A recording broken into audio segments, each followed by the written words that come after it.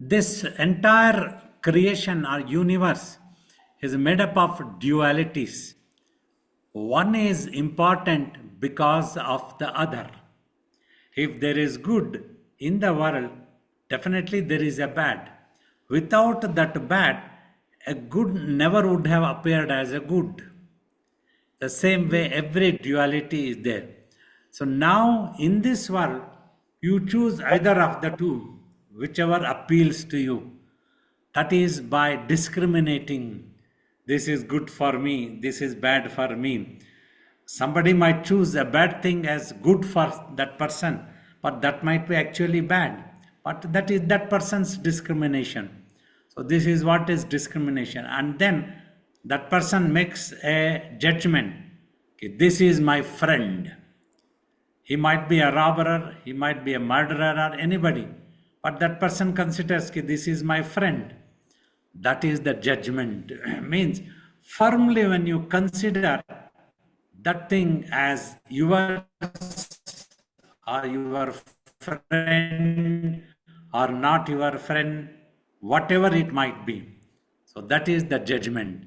So this is absorbed into the consciousness by the mind, because through the mind only you make a judgment. So then the mind absorbs as an imprint that sits in the mind as a pattern, as an attitude. So that becomes the acquired habit of the mind, that which I would like to call. Like I tell you, from so many lives, acquired habits are coming in the mind. Based on that only a personality builds up. Also, I told mind is the powerhouse. Through the mind only one lives. So through that only that person's character, culture, everything blossoms. Baba, I heard you long time back that discriminations are always for the larger cause. When you discriminate what is permanent and what is impermanent, what is beneficial for the entire society. That is discrimination. And when you make a narrow-minded decision based on your personal choices, that becomes a judgment. Am I right, Baba? And how do you explain that we can grow and become non-judgmental in our everyday life, but we still have the capability to discriminate? This is always a tricky situation. Many people misunderstand what it is to be good person, what it is to discriminate a good, consider a good thing as a good, that we don't dislike the bad people, we don't show any hatred to bad people. That is a different thing. What you need to achieve is, in your mind, you must not become corrupted. This sentence I repeat, everybody try to understand. In your mind, you must not become corrupted by making a judgment of this world. I would say here, either way. I have always told, you call this world as very good, then also mentally you get involved. You call this world as very bad, then also you get involved. When you are going for self-realization, your aim is ultimate truth. You want to merge with the ultimate truth, settle in your real self, Atma Sakshatkara. Then you have to be like this, that within your mind, you must avoid making any judgment. Practice the sadhana in such a way that your mind shall not and will not absorb any imprints, because your mind will not make actual judgment. Like as a yogi, now in this world, I might appear of behaving with both good and bad in that way. Some people might think, why Babaji is considering that person as a bad person? Why this person misbehaved? It is not proper. I tell everyone, such a person misbehaved like this. Many people have asked me question and consider. Actually, in my mind, I don't consider anybody as a bad or a good all I see only the self, only the divine. But what happens when the drama is happening in this world? A certain person may disturb your spiritual life also.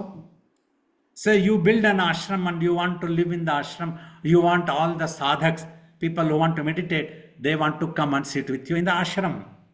But if somebody tries to disturb that ashram setup itself, then you have to take action on that person. In the world of drama, Maya, you have to consider why this person is bad. This person is creating disturbance among peace-loving people, unnecessarily trying to put one against the other.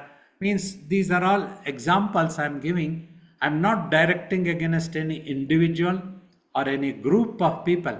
Generally, for educational purpose, all of you might be getting to see in societies these people behaving. They come to temples, places of worship or ashram, they tend to behave in the same way. They try to put one against another and they enjoy. It becomes like a game for them. But when I notice, I need to bring this down as a master.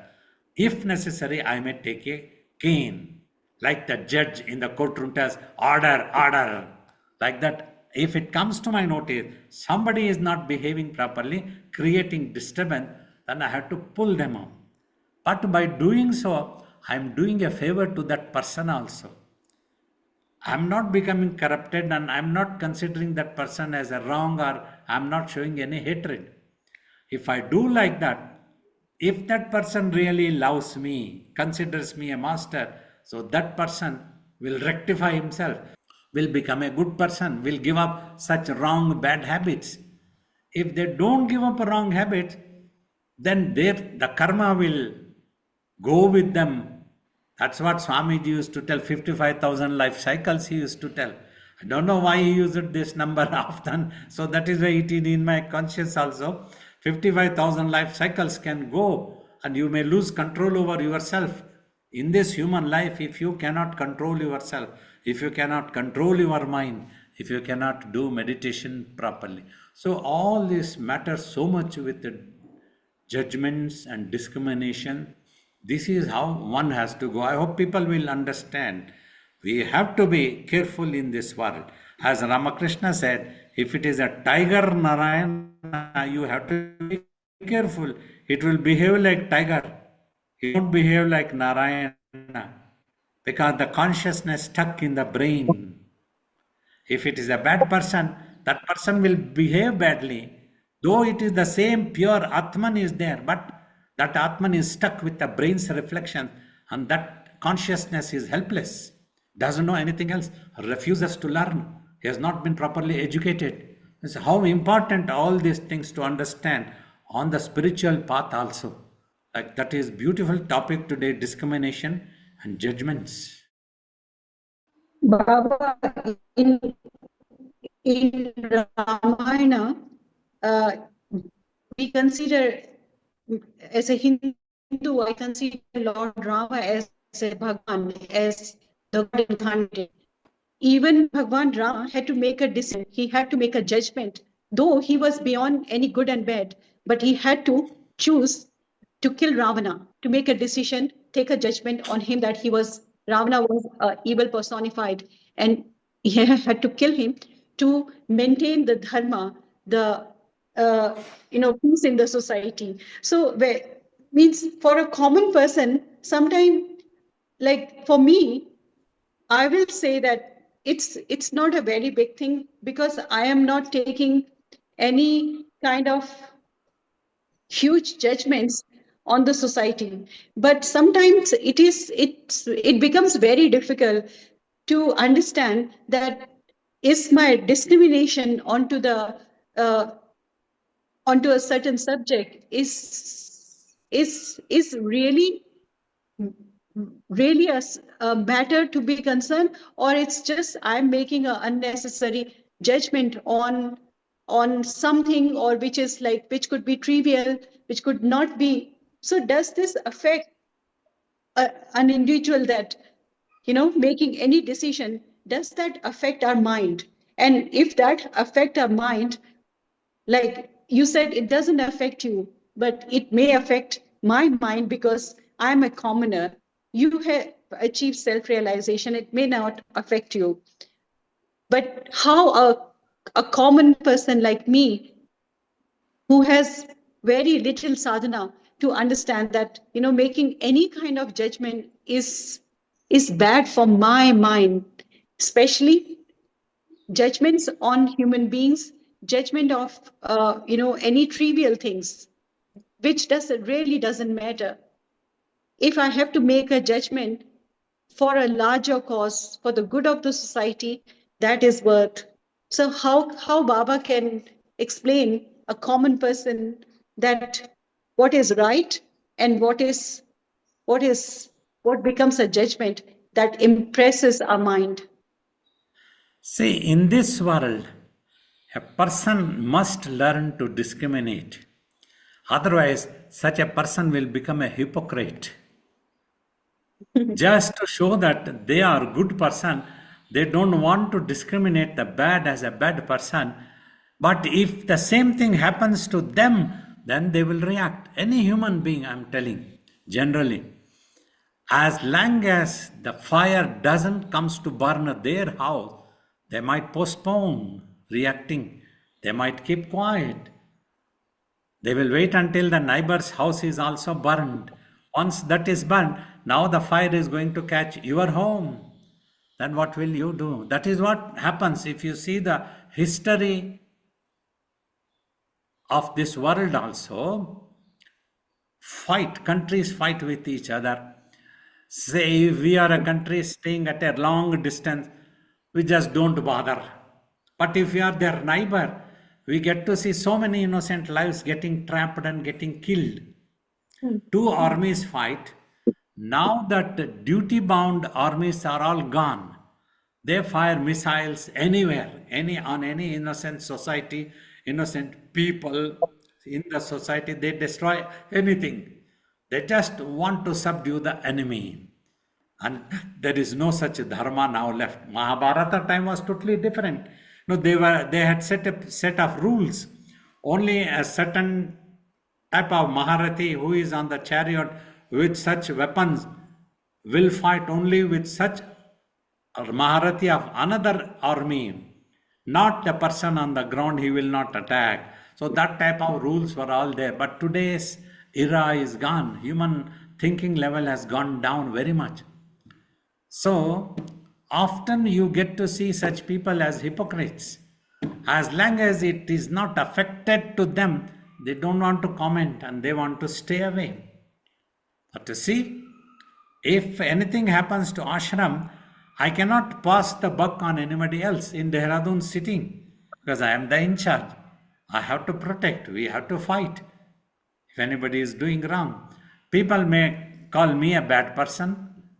People may call, why Babaji is behaving like this? He is a good person. He should not be a good person. Does it mean that I simply allow anybody XYZ to come and take away my Guru's ashram?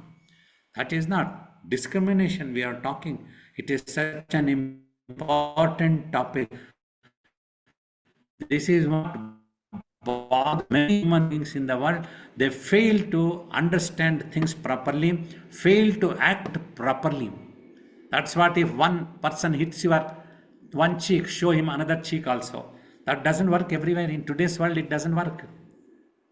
If you go to this country's torture, if you go and surrender like this, they will take away your eyes and they will torture. They won't allow you to do like that one. They won't appreciate that you are a peace-loving person. So the human nature has gone down to such a lowest possible level. And nobody seems to be trustworthy today. So that's what one has to be very careful. And then side by side, practice spiritual sadhana, regular meditation. Think, reasoning also, do think. When you had to fight, you fought. Afterwards, think that bad person is not worthy that you keep remembering that bad person the whole day. Think like that. At that time, he was bad and he behaved badly with my Guru's ashram and I had to fight with him. But why should I remember him throughout the day, throughout the year? Not necessary. I have many other things important to remember. I have my divine God to remember. I have my divine Guru to remember. They are the worthy personalities. The worthy entity is the Parabrahman, because that is my abode end. This world is a Maya. But inside the Maya, if any Maya tries to trouble me, I will play the Maya. That is different. But I will not allow my mind to be troubled, unnecessarily corrupted, because I have to win. Before death happens to the physical body, I have to win. When the death comes to the body, it comes just like that. It won't tell you also. It won't tell you anything that's happening. Something might happen, kutur, kutur, kutur, and then we are gone. That's how the death comes. For that, we have to be prepared. That at that time, let nothing come to the mind, my Lord. Nothing happened really. Anybody misbehaves, they will undergo their karma. We try to tell them, okay, don't do this one, this is not proper. 55,000 life cycles you have to. I have been trying to tell for the last 25, 26 years. The day my Lord takes the cane, then he won't listen to me also even. So be careful when you behave in this world, when you think in this world, when you utter a word. You have to be careful. So it is every individual's responsibility to be careful in this world, because you are living in the midst of 32 wicked teeth, one tongue. You cannot run away. You have to be careful. And also, you have to keep yourself purified, so that when death comes to your body, take a oh that you are not reborn again. You will merge with the divine. Enough is enough. Shaolin, let's go back home. That is the word. Baba, there is a question has come in. It says that how not to be judgmental on ourselves and how to be more compassionate to ourselves. You need to judge yourself as long as your mind judges. The moment your mind stops judging, then you don't have to judge yourself. You just remain in yourself. That's what happens. Watch your mind. If your mind is becoming corrupted, is started hatred to somebody, that is not good. But if you are forced to fight to defend a certain institution, a certain kingdom, certain thing, certain country, and that was a noble cause, a larger cause that you are defending. That's it. Afterwards, you don't have to keep allowing the same thing to play on your mind. This you have to reason out and practice sadhana daily. As much as possible, practice. Take the Lord's name. Try to meditate 1 hour. If you achieve that, you can keep your mind quiet in between eyebrows. 1 hour. Nothing else happens in the mind. The time simply passes like that. Then you can achieve a lot in the mind. The mind will not absorb any imprints. It will remain pure consciousness always. There's another question has come, Babaji. The person has asked, how do you explain judgment and discrimination? Means that person has literally asked that what means by judgment and discrimination? Why this topic is there? See, I told in the beginning also, in this world, you have to discriminate. You want to sit with a guru, and you have to pay reverence to that guru, so that you can learn. Before learning itself, if you start considering, why should I discriminate? Wherever my guru is sitting, I will also go and sit with him. I also know, I have also learned. So then there is nothing that you will get. The discrimination is needed. You are the guru. That's what I am, our guru. We are always at the lotus feet of our Guru. The future generation might consider me as a Guru. So that is how discrimination in this world is needed.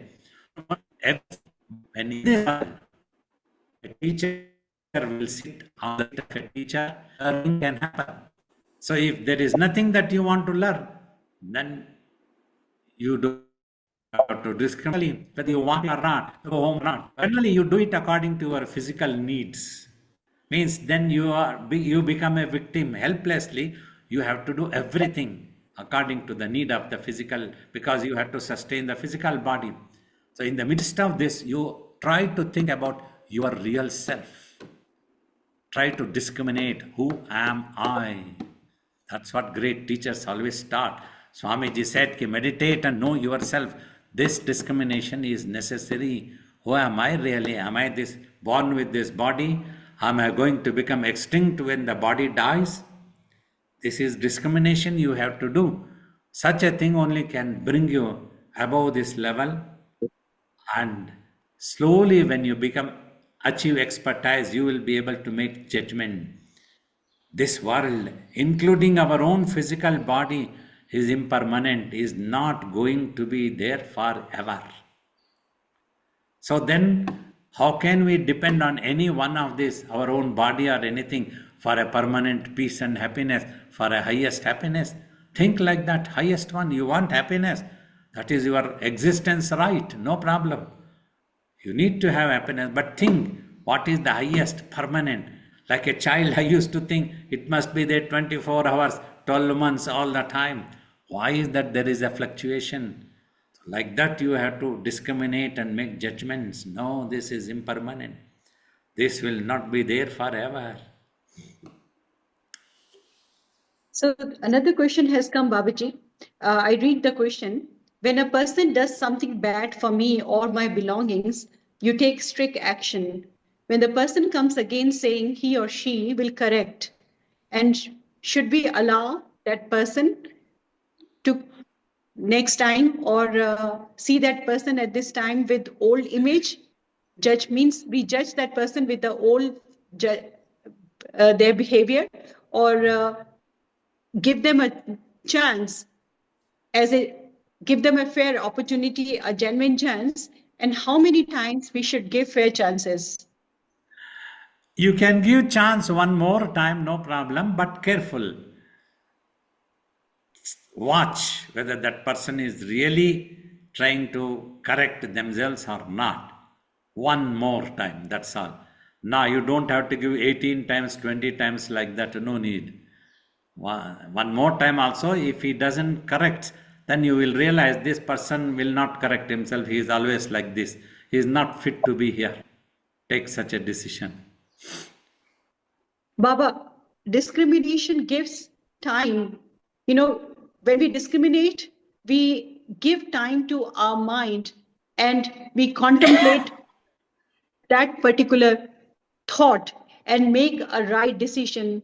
But when we make a quick judgment, this is not right, this is wrong, a quick judgment can never be good for me and for my society.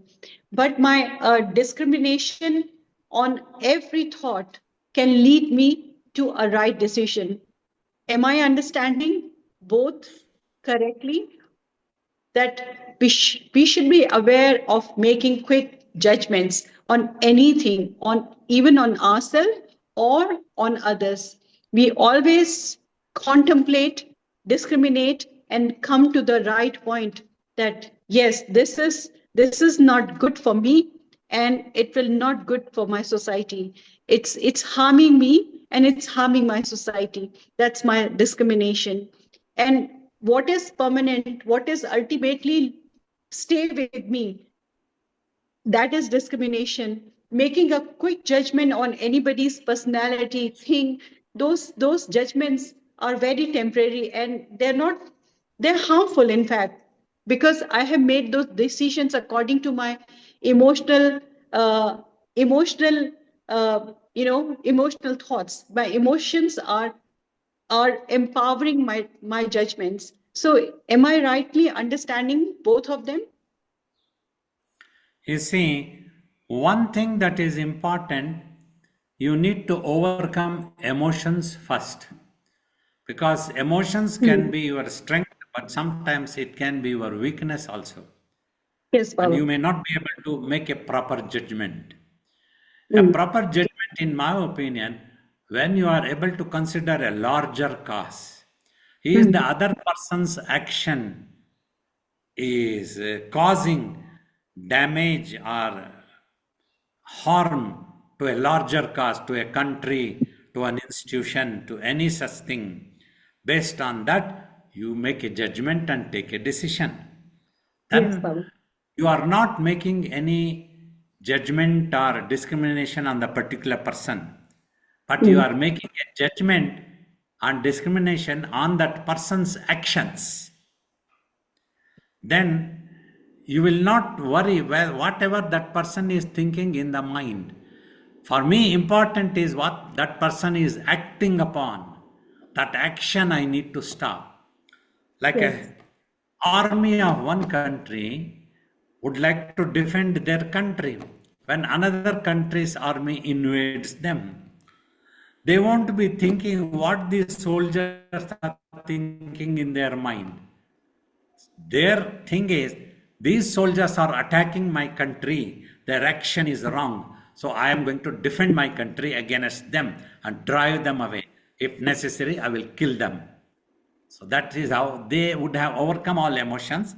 They judge simply based on the actions. If such a person is harmful for a larger cause, then you make him stay away, whatever way that is possible. So that is what is important. Important is to overcome emotions. Emotionally, when people can make mistakes and unnecessarily selfishness can happen, one has to be very careful.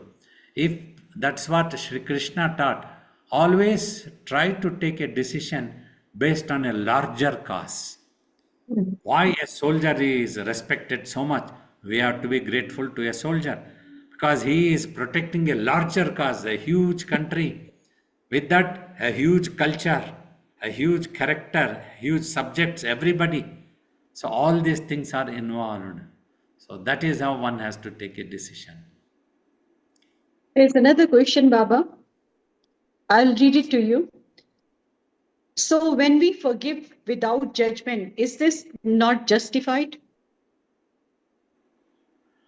Without judgment, you forgive.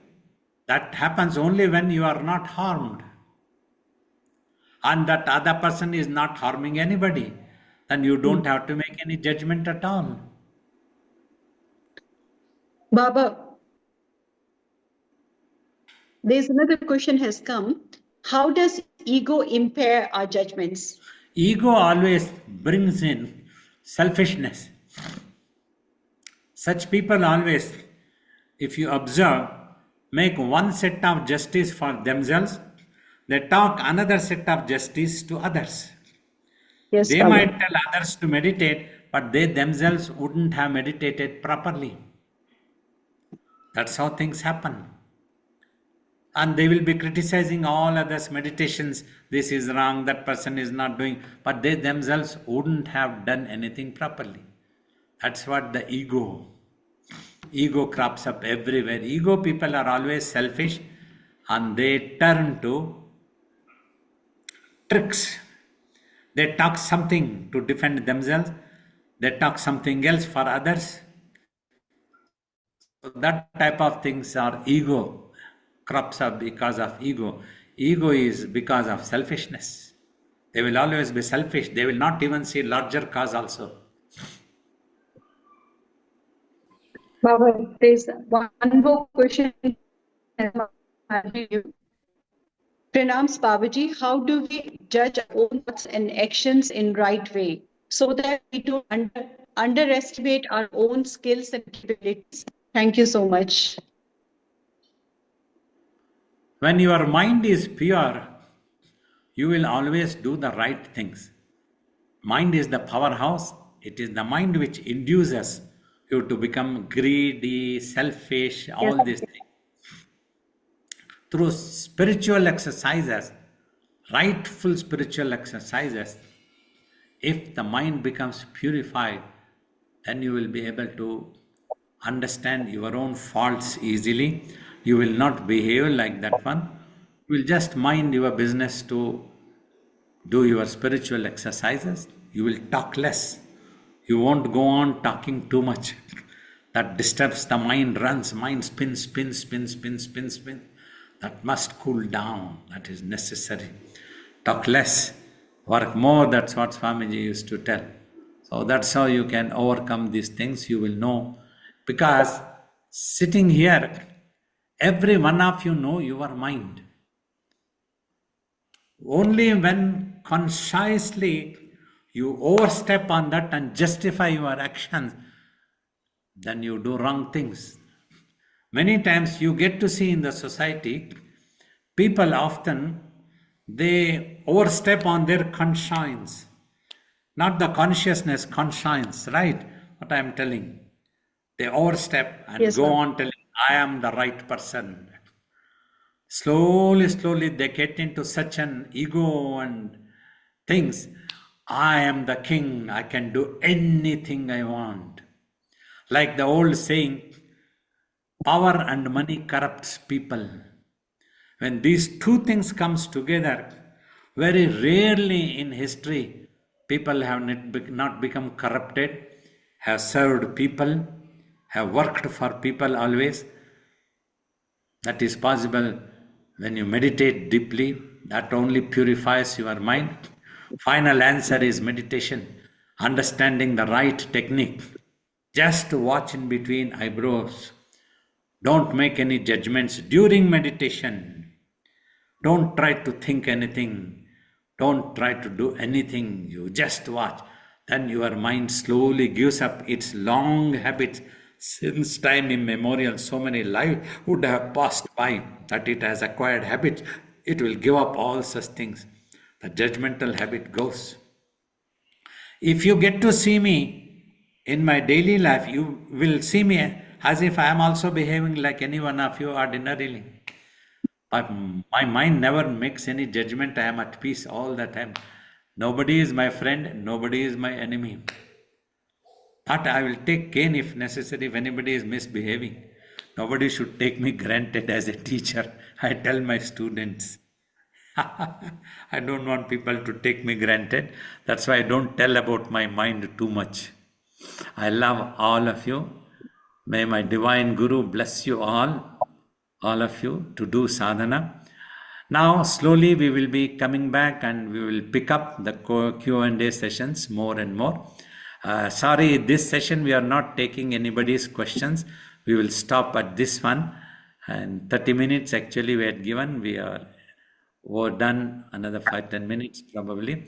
Thank you, Ambaji, for these beautiful questions and a beautiful topic that you all choose.